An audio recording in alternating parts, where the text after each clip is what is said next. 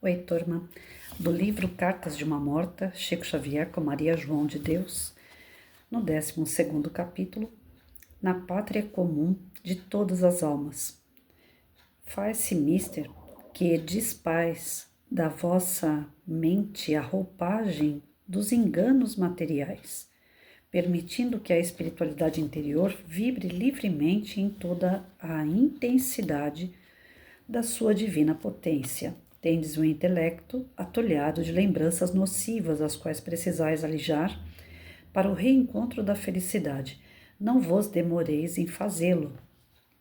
O corpo de vossas impressões persiste, desastrosamente impelindo-vos a vertiginosas quedas sobre os pauis, pântanos, de onde regressastes, repletos de saudade e de amargurada tristeza.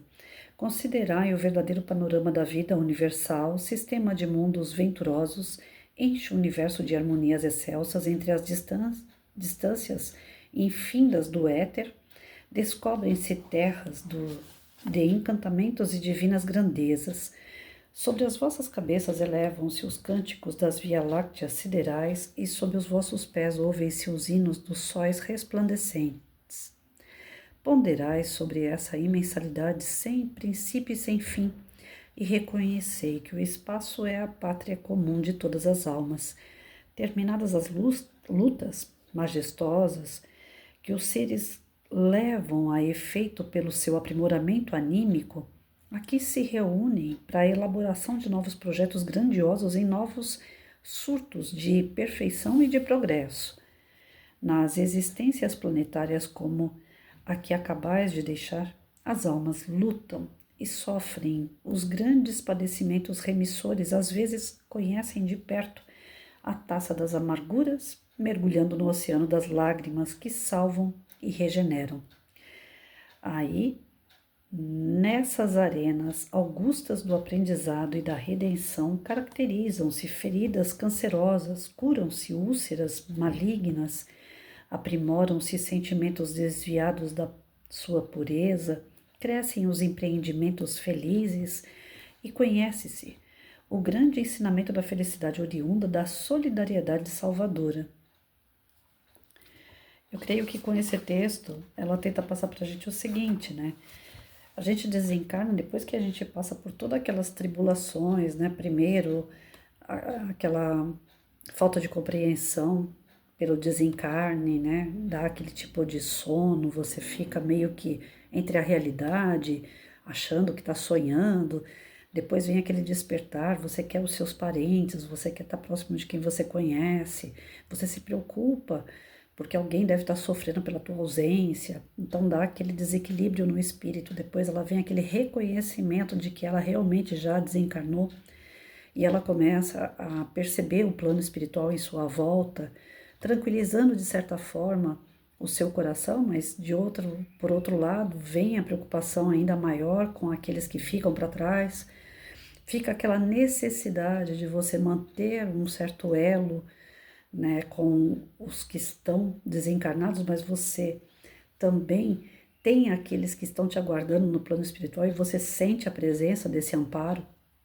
Até chegar aqui, é uma jornada onde o espírito vai percebendo que ele é um ser entre tantos outros que vive numa dimensão hiper mega grande, gigante, e que não é só na Terra a sua vida, que não é a sua vida não se limita apenas ali naquele momento de carne, pelo contrário, é um ser pequeno diante de uma grandeza da criação de Deus.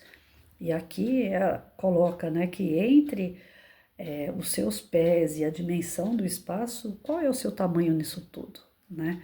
E para que você está no meio disso tudo? Então ela começa aqui, nesse momento, a despertar a pátria verdadeira, que é a pátria espiritual e que é imensa. Nós não temos uma noção da proporção, do tamanho, da extensão do que é a pátria espiritual. Então, o que é a pátria espiritual em razão, né, em comparação com a pátria física, né, com o estado, o município, o bairro que você morava, a família que você tinha consanguínea, às vezes com 3, 4, 5, 10 pessoas, e a pátria espiritual com tantos outros que te aguardam com um abraço, com carinho, com ternura, com amparo, e também os reveses, né? Os nossos inimigos, que hoje mesmo eu estava vendo uma palestra e o rapaz falando assim, nossos inimigos, a gente tem que colocar na cabeça que não são nossos inimigos, são pessoas que ainda não enxergam, ou a gente também não enxerga da mesma forma que eles, portanto a gente não anda junto. Então, simplificando, os inimigos seriam isso, a falta de afinidade, e não essa questão do inimigo mortal, né? O inimigo para sempre. A inimizade para sempre não existe, porque sempre vai haver o perdão. Então, a nossa família é universal. Aqueles que hoje a gente diz que não vamos com a cara da pessoa, que a gente jamais vai andar com aquela pessoa, de repente lá na frente se torna um filho, se torna um pai, se torna um companheiro de jornada profissional. Então, as peças do jogo, ela está sempre em movimento. E a gente precisa entender que nós não somos fixos num lugar só, somente com aquelas pessoas que a gente ama e que a gente é apenas esse corpinho que a gente vê aqui, né? A grandeza de Deus não tem limite. Então, a nossa pátria de verdade é a pátria do campo espiritual. E essa, ela é comum a todos nós, independente de onde que a gente vem, que língua que a gente fala aqui, se a gente é branco, se a gente é negro, se a gente é baixo, se a gente é alto, se a gente é gordo, se a gente é magro. Isso não vai fazer diferença nenhuma. No campo espiritual, de verdade, todos nós somos irmãos.